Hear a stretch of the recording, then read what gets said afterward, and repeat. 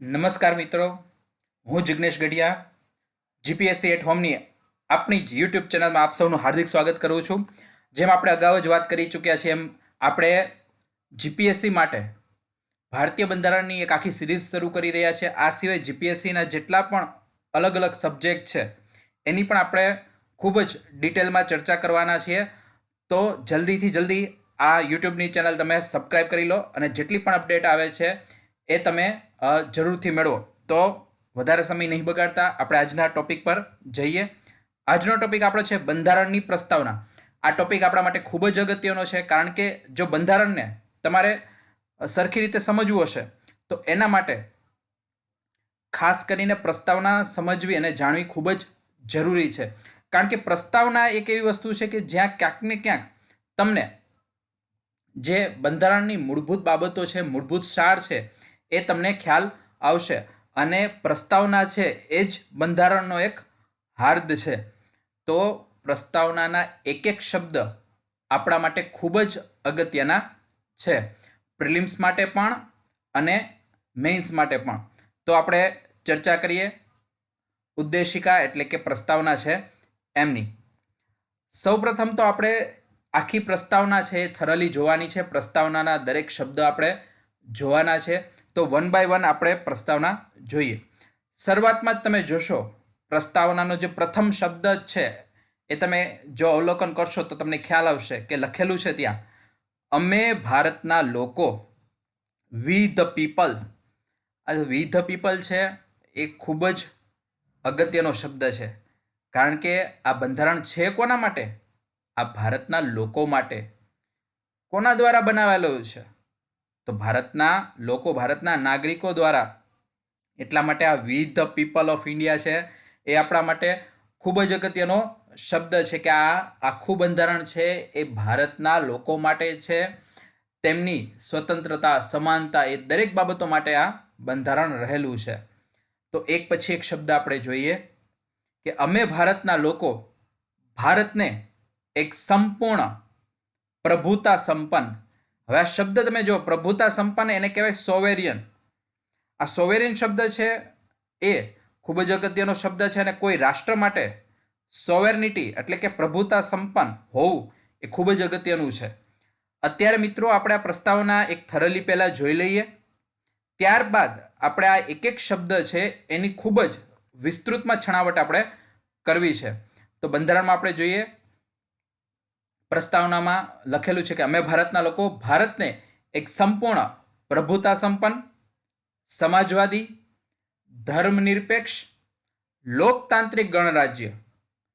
આ જે શબ્દો છે, 5 શબ્દો, પ્રભુતા સંપન્ન, સમાજવાદી, ધર્મનિરપેક્ષ, લોકતાંત્રિક અને ગણરાજ્ય, એ ખૂબ જ અગત્યના શબ્દો છે.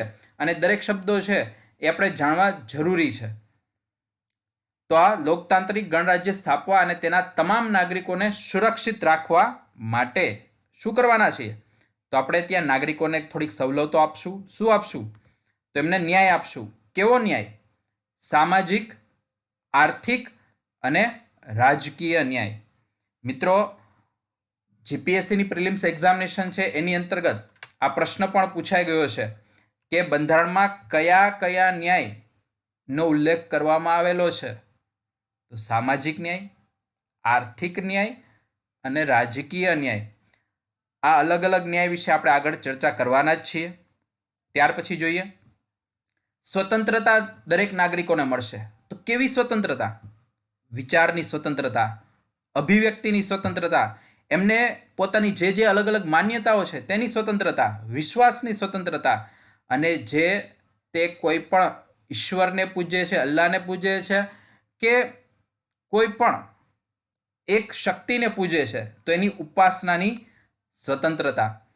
તો અહીં દરેક બાબતોની સ્વતંત્રતા છે એ કંઈક ને કંઈક પ્રસ્તાવનામાં આપેલી છે. ત્યારબાદ વાત કરીએ તો સમાનતાની વાત છે. કેવી સમાનતા? તો સ્ટેટસ એટલે કે જે દરજ્જો છે વ્યક્તિનો એ સમાન ગણવામાં આવશે, તથા અવસર એટલે કે તકની સમાનતા પ્રાપ્ત કરવા માટે. અહીં ખાસ ધ્યાન રાખજો, આ સમાનતા ખૂબ જ અગત્યનો શબ્દ છે. અને ભારત દેશના પરિપ્રેક્ષ્યમાં વાત કરીએ અથવા વિશ્વમાં અત્યારે તો કોઈ પણ જગ્યાએ વાત કરીએ તો સમાનતા ખૂબ જ અગત્યની બાબત રહેલી છે। ત્યાર પછી જો વાત કરીએ તો આ દરેક વસ્તુ મેળવવા માટે તથા વ્યક્તિની ગરિમા અને રાષ્ટ્રની એકતા અખંડિતતા સુનિશ્ચિત કરવાવાળી બંધુતા વધારવા માટે। આ ધ્યાન રાખજો કે આપણે અહીંયા વ્યક્તિની ગરિમાને વાત કરેલી છે અને સાથે સાથે 3 શબ્દ રાષ્ટ્રની એકતા અખંડિતતા અને બંધુતા એ પણ આપણે જાળવવાની છે અને વધારવાની છે। તો દરેક વસ્તુ મેળવવા માટે અને વધારવા માટે આપણે શું કર્યું? તો આપણે દ્રઢ સંકલ્પ લઈને બંધારણ સભામાં આપણી જે કોન્સ્ટિટ્યુશન એસેમ્બલીમાં છે ત્યાં 26 નવેમ્બર 1949ના રોજ, આ તારીખ ખાસ ધ્યાન રાખજો કારણ કે ત્યારે જ આપણે બંધારણ છે એમાં હસ્તાક્ષર કર્યા હતા। 26 નવેમ્બરને બંધારણ દિવસ તરીકે પણ ઓળખવામાં આવે છે, તો એ ખાસ ધ્યાન રાખશું। સાથે સાથે આની બાજુની જે તારીખ છે એ પણ ધ્યાન રાખો, એ છે મિતિ માર્ગશીર્ષ શુક્લ સપ્તમી વિક્રમ સંવત 2006। ઘણી વખત તમને આ તારીખ પણ પૂછી લે, 26 નવેમ્બર ના પૂછે અને બીજી આ તારીખ તમને પૂછી લે વિક્રમ સંવતની, તો એ તમારે ધ્યાનમાં રાખવાની છે। ફરીથી કહી દો, તારીખ છે મિતિ માર્ગશીર્ષ શુક્લ સપ્તમી વિક્રમ સંવત 2006 અને આ તારીખે જ આપણે બંધારણને અંગીકૃત કર્યું, અધિનિયમિત કર્યું અને આત્મ અર્પિત કર્યું છે।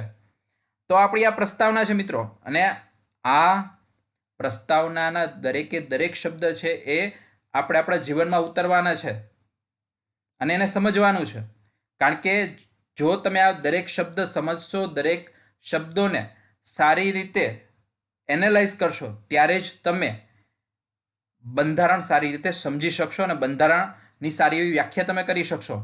તો એક પછી એક શબ્દની આપણે ચર્ચા કરવાની છે, તો આગળ વધીએ આપણે।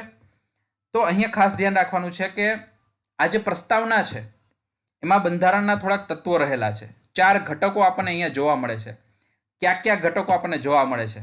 તો પહેલું આપણને મળે છે અધિકારોનો સ્ત્રોત। આપણે હમણાં જ આગળ વાત કરી કે અહીંયા આપણને કયા કયા અધિકારો મળે છે? આપણને સ્વતંત્રતાનો અધિકાર મળે છે, સમાનતાનો અધિકાર મળે છે। તો જે આ બંધારણના તત્વો છે અને એમાં ખાસ કરીને જે અધિકારનો સ્ત્રોત છે એ તમને ક્યાંક ને ક્યાંક જોવા મળશે। બીજી બાબત, રાજ્યની પ્રકૃતિ। રાજ્યની પ્રકૃતિ એટલે શું? તો રાજ્ય કેવું હશે?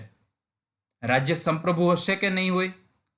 રાજ્યમાં લોકો સમાજવાદી વિચારસરણી તરફ આગળ વધશે કે પછી ઉદારવાદી વિચારસરણી તરફ આગળ વધશે કે સામ્યવાદી વિચારસરણી તરફ રાજ્યની પ્રકૃતિ આગળ વધી રહી છે? તો એ બાબતો છે એ આપણને પ્રસ્તાવનામાં બતાવેલી છે। તો મિત્રો તમે અહીંયા ધ્યાન રાખજો કે આપણું બંધારણ અને તેની પ્રસ્તાવના છે એ રાજ્યની પ્રકૃતિ કેવી છે જાણવામાં પણ આપણને મદદ કરે છે। ધર્મનિરપેક્ષતાની તમે વાત લઈ લો તો આપણા રાજ્યની પ્રકૃતિ કેવી છે? ધર્મનિરપેક્ષ છે, તો એ બાબત પણ તમારે ખાસ ધ્યાનમાં રાખવાની છે। ત્યાર પછી બંધારણના ઉદ્દેશ્યો। તો બંધારણના ઉદ્દેશ્યો એટલે શું? તો ન્યાય। ન્યાય કેવો?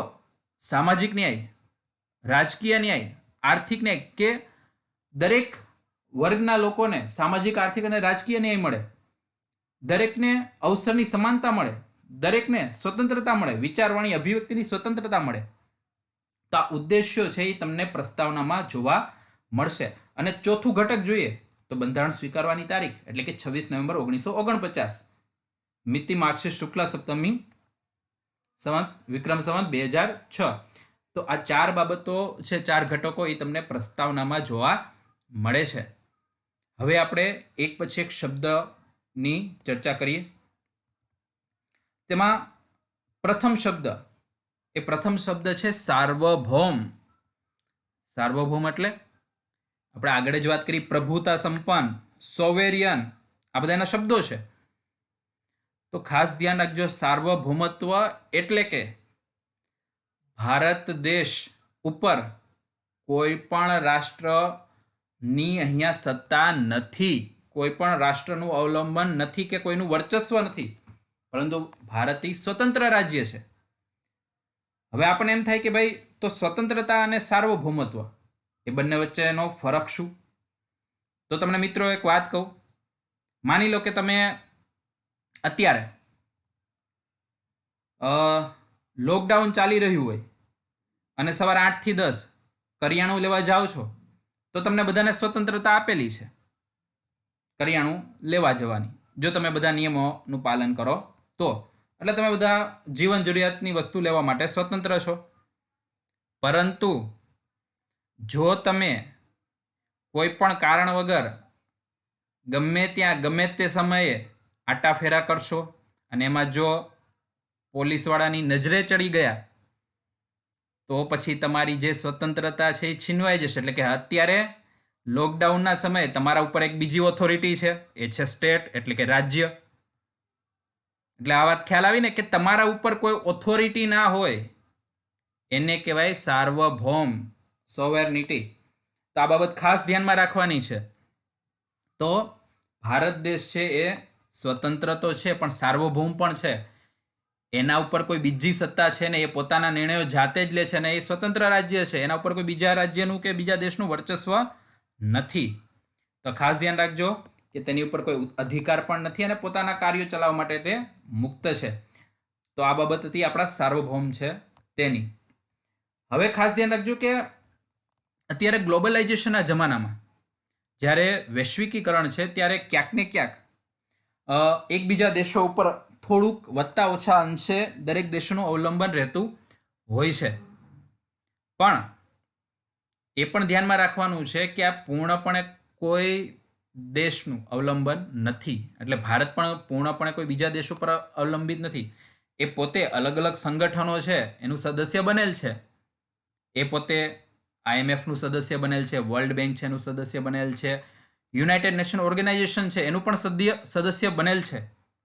પરંતુ તેનો મતલબ એવો નથી કે તેના સાર્વભૌમત્વ છે એના ઉપર ક્યાંક આની ખૂબ જ ખરાબ અસર થાય. તેનું સાર્વભૌમત્વ તો છે જ, એ ખાસ ધ્યાન રાખજો. એટલે કે સંગઠનની સાથે જોડાવું એ પોતાના સાર્વભૌમત્વને ગીરવે મૂકીને એ પોતે ત્યાં સભ્યપદ મેળવતું નથી. એટલે આ બાબત આપણે ખાસ ધ્યાનમાં રાખીશું. અને એક ધ્યાન રાખજો કે કોઈ પણ દેશ જે સાર્વભૌમત્વ ધરાવે છે, સંપ્રભુતા ધરાવે છે, એ કોઈ વિદેશી ક્ષેત્ર છે એ પોતે પ્રાપ્ત પણ કરી શકે છે. અને માની લો કે કોઈ વિદેશી રાજ્ય છે એમ કહે કે ભાઈ અમારે તમારી સાથે જોડાઈ જવું છે, તો એ રાજ્યનો સમાવેશ એ ભારત પોતે પોતાનામાં કરી પણ શકે છે. તો કોઈ સાર્વભૌમ દેશ અથવા સંપ્રભુ દેશ છે એ બીજા દેશોના પ્રદેશો પોતાની સાથે જોડી શકે છે અથવા બીજા પ્રદેશો છે તેનો સમાવેશ પોતાનામાં કરી પણ શકે છે. આ એની સાર્વભૌમત્વની નિશાની છે. આ બાબત ખાસ તમે ધ્યાનમાં રાખજો. તો અહીં આપણે વાત કરી સોવર્નિટી છે એમની. ત્યાર પછીનો શબ્દ આપણે જોઈએ એ છે સમાજવાદ. હવે સમાજવાદની જ્યારે આપણે વાત કરીએ છીએ ત્યારે ખાસ ધ્યાન રાખજો મિત્રો કે સમાજવાદ આમ સમજવો ખૂબ જ જટિલ છે. એ એવા પ્રકારની ટોપી છે કે તમે જેના માથા ઉપર રાખો એમના માથા પ્રમાણે એ ફિટ થઈ જાય અથવા પોતાનો આકાર ત્યાં બદલી લે. એટલે જેવા દેશમાં જશે એવા દેશ પ્રમાણે સમાજવાદ પોતાનું સ્વરૂપ છે એ ધારણ કરી લે છે. આ ખાસ ધ્યાન રાખજો. એટલે સમાજવાદની તમને કોઈ પર્ટિક્યુલર ડેફિનેશન છે એ નહીં મળે, કારણ કે પ્રેક્ટિકલી ધોરણે અલગ અલગ દેશમાં સમાજવાદ અલગ અલગ આપણને જોવા મળે છે. એટલે આપણે અહીંયા સમાજવાદ છે એની ક્યાંક ને ક્યાંક અલગ અલગ દેશોની કમ્પેરિઝન કરવાની રહેતી હોય છે. અલગ અલગ પ્રકારના સમાજવાદ છે એને આપણે ક્યાંક ને ક્યાંક તફાવત જોવાનો રહે અથવા ક્યાંક ને ક્યાંક સામ્યતા આપણે જોવાની રહેતી હોય છે. તો ચાલો આપણે જોઈએ. તો આપણો ભારતીય સમાજવાદ છે એનું સ્વરૂપ કેવું છે? તો ભારતીય સમાજવાદનું સ્વરૂપ છે એ લોકશાહી સમાજવાદનું છે. ખાસ ધ્યાન રાખજો, આપણું સમાજવાદ કેવું છે? ડેમોક્રેટિક સોશિયાલિઝમ, લોકશાહી સમાજવાદ. પ્રશ્ન આપણને એ થાય કે ભાઈ આ લોકશાહી સમાજવાદ શું છે? તો એની પાછળની થોડીક નાનકડી વાર્તા તમને કરી દઉં કે સમાજવાદ, તો સમાજવાદ છે એ માર્ક્સની દ્રષ્ટિએ જોવા જઈએ તો ક્યાંક ને ક્યાંક એ વાત કરશે કે ભાઈ સમાજમાં ગરીબ અને અમીર બે વર્ગ છે. તો દરેક ગરીબો છે એ બધા ભેગા થાવ, અમીરો છે એમની પાસેથી સંસાધનો જેટલા છે એ છીનવી લો, અને છીનવેલા જેટલા સંસાધનો છે એ બધા ગરીબમાં સરખા પ્રમાણમાં વેચી દો. અને તેના કારણે શું થશે કે કોઈ પણ જાતનો હવે વર્ગ નહીં રહે, અને જો વર્ગ નહીં રહે તો વર્ગ વિગ્રહ નહીં થાય.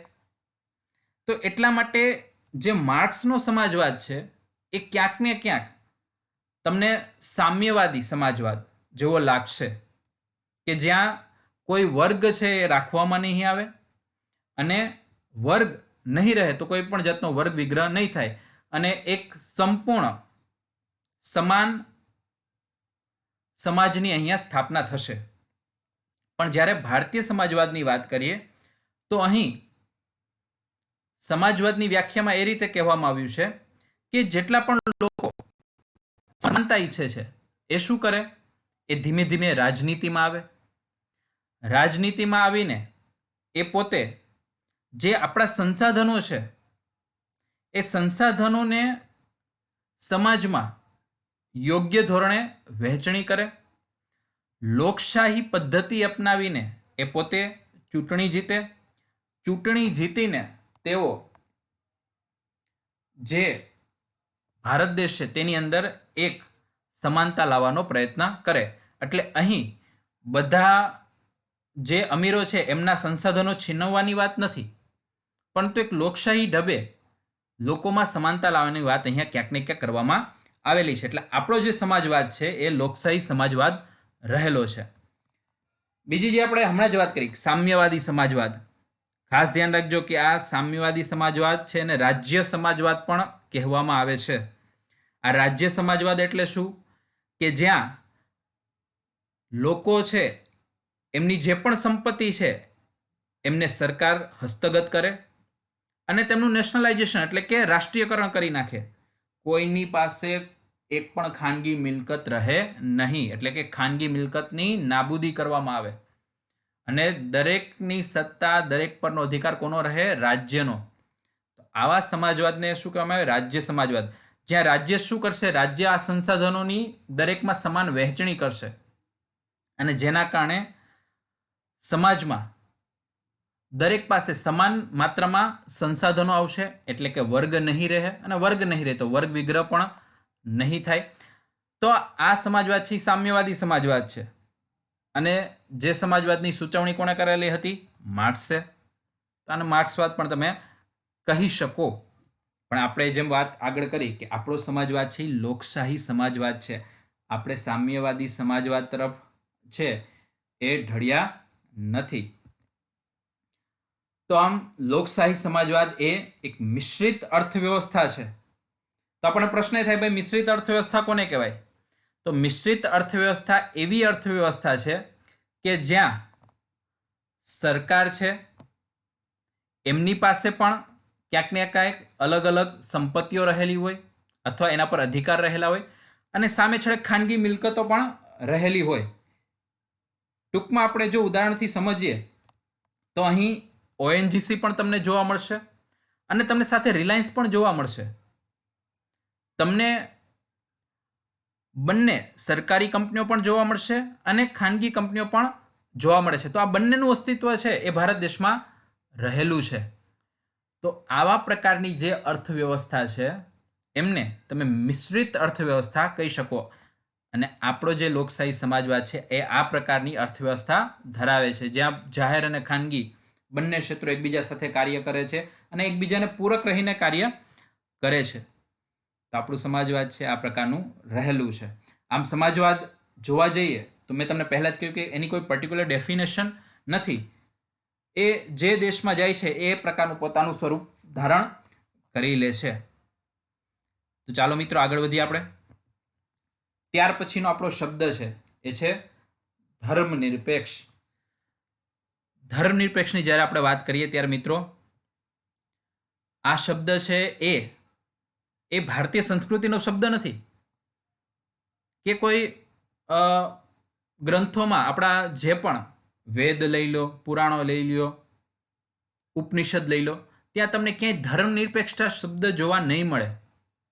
કારણ કે આ જે કન્સેપ્ટ છે સેક્યુલરિઝમનો, આ સેક્યુલરિઝમનો કન્સેપ્ટ છે એ વેસ્ટર્ન કન્સેપ્ટ છે. વેસ્ટર્ન કન્સેપ્ટ એટલે કે ક્યાંક ને ક્યાંક આનો ઉદ્ભવ છે એ યુરોપિયન દેશોમાં થયેલો છે. તો એની થોડીક વાત કરીએ તો યુરોપિયન જેટલે પણ દેશો હતા એમાં જ્યારે આપણે એનો મધ્યકાલીન યુગ જોઈએ, જે ક્યાંક ને ક્યાંક ધાર્મિક રીતે અંધકાર યુગ પણ ઓળખાય છે, એ સમયગાળામાં ત્યાંના રાજા અને પોપ એ બંને ભેગા મળીને રાજ્ય વ્યવસ્થા ચલાવતા. આ કઈ રીતે? તો રાજા છે એ તો શાસન ચલાવે છે, પણ એનાથી ઉપરનું સ્થાન કોનું છે? ક્યાંક ને ક્યાંક પોપનું. અને આ પોપ છે એ દિશા નિર્દેશ આપે છે કે આ પ્રકારે રાજ્ય વ્યવસ્થા ચાલવી જોઈએ. ભગવાન છે એમનો આ જ આદેશ છે અને આ જ પ્રકારે રાજ્ય એ પોતાનું શાસન ચલાવવું જોઈએ. તો ક્યાંક ને ક્યાંક ધર્મ છે એનો રાજ્યમાં હસ્તક્ષેપ રહેતો. પછી ધીમે ધીમે આ અંધકાર યુગ છે એ સમાપ્ત થતો જાય છે, નવીન વિચારધારો આવે છે, નવ જાગૃતિ કાળ, પુનરુત્થાન એટલે કે જે રેનેસા છે એ આવે છે, રેનેસા થાય છે, નવજાગૃતિ આવે છે. અને તેના કારણે પછી ધર્મ અને રાજ્ય ત્યાં બંનેને અલગ અલગ કરવામાં આવે છે. બંને વચ્ચે ક્લિયર કટ લાઈન ડ્રો કરવામાં આવે છે કે ભાઈ ધર્મ છે એ અલગ રહેશે અને રાજ્ય છે એ અલગ રહેશે. ધર્મમાં રાજ્ય હસ્તક્ષેપ નહીં કરે ને રાજ્યમાં ધર્મ છે હસ્તક્ષેપ નહીં કરે. ત્યાંથી આ શબ્દ એવો ધર્મ નિરપેક્ષતા, કે રાજ્ય એ ધર્મથી નિરપેક્ષ રહેશે, રાજ્યને પોતાનો કોઈ વિશેષ ધર્મ નહીં હોય, આ બાબત ત્યાં બતાવવામાં આવી. એટલા કન્સેપ્ટ વેસ્ટર્ન કન્સેપ્ટ છે. આપણે જો આપણા પ્રસ્તાવના અથવા આમુખની વાત કરીએ તો આપણે 1976માં જે 42મો બંધારણીય સુધાર કર્યો ત્યારે આપણે 3 શબ્દો આપણી પ્રસ્તાવનામાં ઉમેર્યા: ધર્મનિરપેક્ષતા, સમાજવાદ અને બંધુતા. અખંડિતતા છે એ અખંડિતતા આપણે ઉમેરી. તો આ શબ્દ છે આપણે ભલે ઉમેર્યો ત્યારે, પણ ક્યાંક ને ક્યાંક આપણું જે બંધારણ છે એ પહેલેથી ધર્મનિરપેક્ષ રહ્યું જ છે. કારણ કે આપણે ઓલરેડી આપણા બંધારણની અંદર ધાર્મિક સ્વતંત્રતાના અધિકારો પહેલેથી જ આપેલા હતા. તો આપણે આર્ટિકલ 25 થી 28 જે આર્ટિકલ છે એ ધાર્મિક સ્વતંત્રતાના આપેલા હતા અને એ મૂળભૂત અધિકાર તરીકે આપેલા હતા. અહીં ભારત દેશ છે એ પહેલેથી જ એક ધર્મનિરપેક્ષતા છે એનું પાલન કરી રહ્યું છે. પણ ફરીથી હું કહી દઉં, આપણે વેસ્ટર્ન કન્સેપ્ટ અનુસાર, જે પશ્ચિમી સંસ્કૃતિ છે એના અનુસારનું ધર્મનિરપેક્ષતા આપણે રાખી નથી.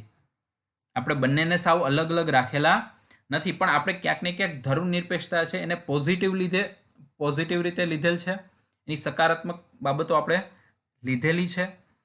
અને આપણે સાવ નિરપેક્ષ ન રહીને, ધર્મથી સાવ નિરપેક્ષ ન રહીને આપણે દરેક ધર્મને એક સમાન દરજ્જો આપ્યો છે.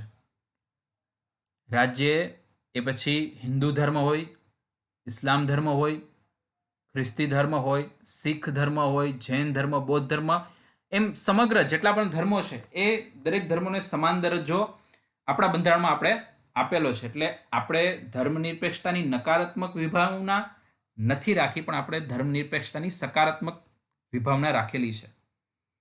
તો ખાસ કરીને ધર્મનિરપેક્ષતા એ સારી રીતે આપણે સમજવાની છે. તો ત્યાર પછીનો શબ્દ જોઈએ.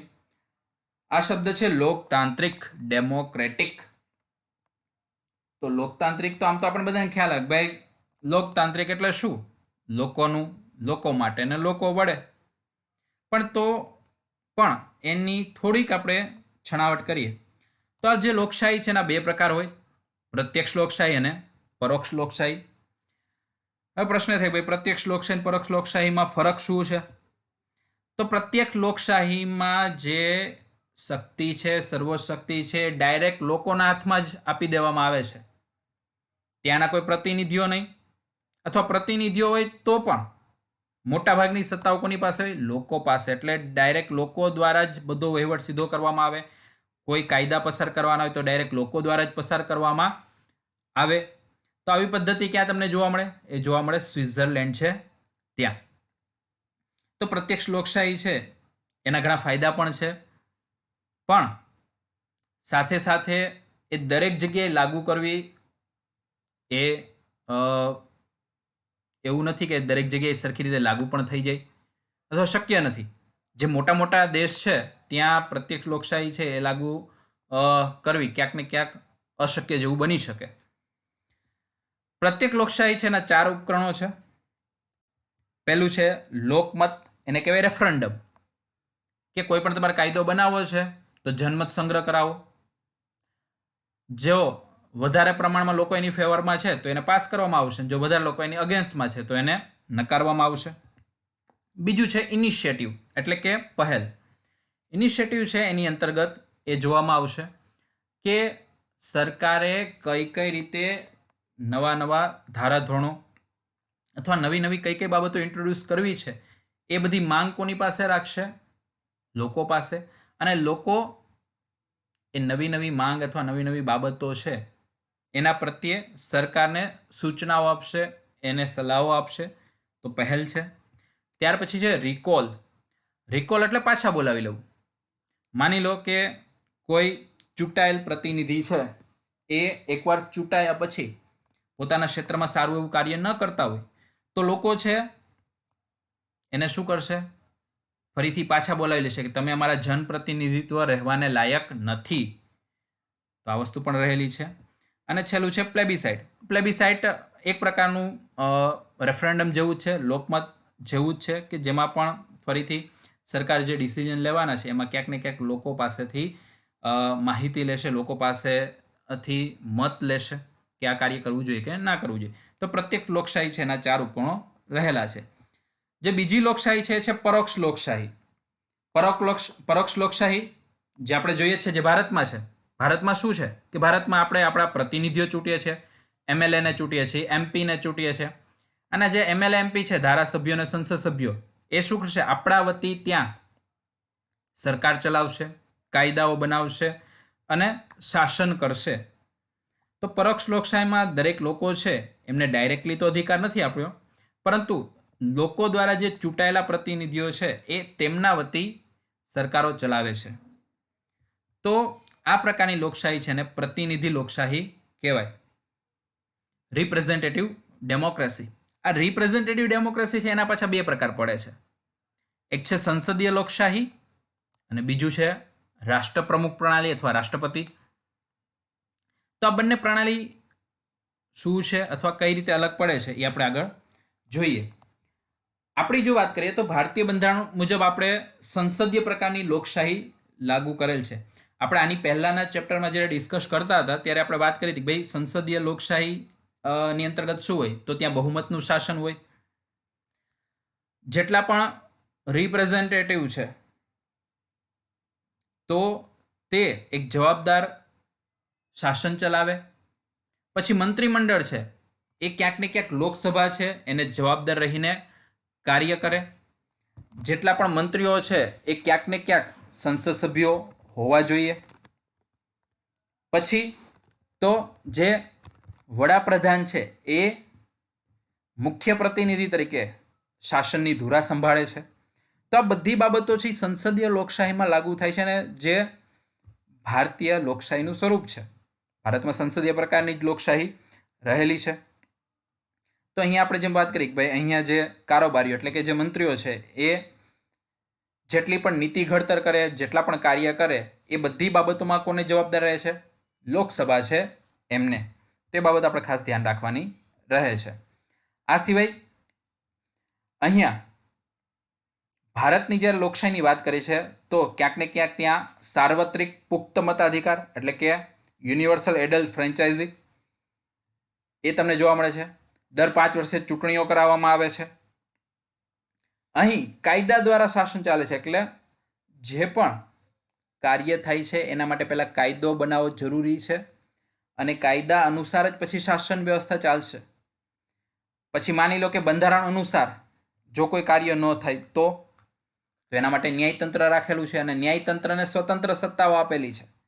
ન્યાયતંત્ર છે એ વડાપ્રધાનને બંધાઈને રાષ્ટ્રપતિને બંધાઈને કાર્ય કરતું નથી. એટલે ન્યાયતંત્ર પોતે સ્વતંત્ર રીતે કાર્ય કરે છે અને અહીંયા ભેદભાવ કરવામાં આવતો નથી. અહીં દરેકને સમાનતાનો દરજ્જો આપેલો છે. એ ભારતની લોકશાહી છે, તો એ બાબત આપણે ખાસ ધ્યાનમાં રાખવાની છે. આમ જોવા જઈએ તો જે લોકશાહી શબ્દ છે એ ક્યાંક ને ક્યાંક તમે થોડુંક એનું એનાલિસિસ કરશો તો ભારતની લોકશાહી રાજકીય લોકશાહી છે. ભારતની લોકશાહી રાજકીય લોકશાહી છે, પણ સાથે સાથે આપણે સામાજિક અને આર્થિક લોકશાહી પણ આપેલી છે. સામાજિક લોકશાહી એટલે કઈ રીતે કે ભાઈ સમાજમાં સરખો દરજ્જો આપેલો છે. આર્થિક લોકશાહી કઈ રીતે તો સમાન કાર્ય માટે સમાન વેતન, એવી બધી બાબતો આપણે સ્વીકાર કરેલી છે. તો આ બધી બાબતો આપણે સ્વીકાર કરેલી છે.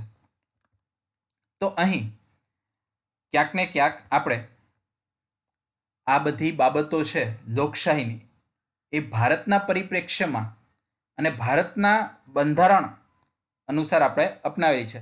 એટલા માટે જ ડૉક્ટર બાબા સાહેબ આંબેડકરે જ્યારે પોતાનું જે 25 નવેમ્બરનું ભાષણ હતું 1949માં, તો એમણે આ દરેક બાબતો સ્વતંત્રતા, સમાનતા અને બંધુતા આ બધાને એકબીજા સાથે જોડીને પોતાના ભાષણમાં કહ્યું હતું કે રાજકીય લોકશાહી જ્યાં સુધી તેના સામાજિક લોકશાહીના પાયા પર ન હોય ત્યાં સુધી ટકી શકે નહીં. એટલે કે માત્ર તમે રાજકીય લોકશાહી આપી દેશો, બધાને મત આપવાનો અધિકાર આપી દેશો, તો એનાથી આ સાચી લોકશાહી નહીં ટકે. એના માટે એનો મજબૂત પાયો શું હોવો જોઈએ? એનો મજબૂત પાયો હોવો જોઈએ સામાજિક લોકશાહી. સમાજમાં ભેદભાવ ન હોવા જોઈએ, સમાનતા હોવી જોઈએ, અવસરની સમાનતા મળવી જોઈએ, દરજ્જો દરેકનો સમાન હોવો જોઈએ. તો જ આ તમારી રાજકીય લોકશાહી છે એ સારી રીતે ત્યાં ટકી શકશે. આમ સામાજિક લોકશાહી એક જીવનશૈલી છે જ્યાં સ્વતંત્રતા, સમાનતા અને બંધુતા એ ત્રણેય વસ્તુ રહેલી છે. ત્રણેય વસ્તુને માન્યતા આપવામાં આવેલી છે. તો આ બાબત આપણે ખાસ ધ્યાનમાં રાખીશું. અને આ ત્રણેય બાબતો એકબીજા સાથે ગાઢ રીતે જોડાયેલી છે.